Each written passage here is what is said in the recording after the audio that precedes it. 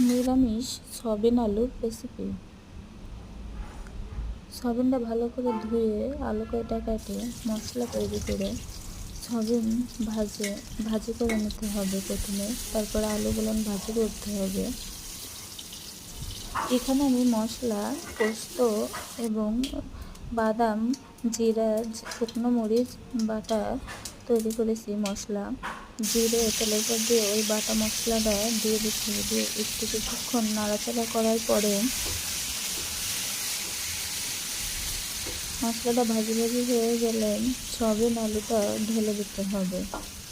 দেওয়ার পরে সয়াবিন আলুটা ভালো করে কষাইতে হবে।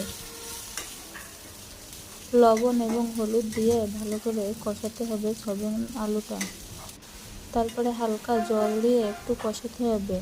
যখন তেল তেলে ভাবটা ছেড়ে দেবে তখন যে যার পরিমাণ ঝোলের জল দিতে পারেন।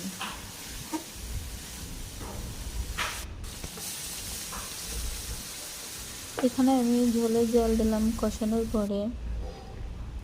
এবার এটা ফুটে উঠলে একটু গরম মশলা বাটা দিয়ে দিলাম, আর হালকা 1 চামচ চিনি দিয়ে দিয়েছি, সেটা হয়তো আমি দেখাইনি। এবং ওর ওপারে 1 চামচ ঘি ছড়িয়ে দেবেন।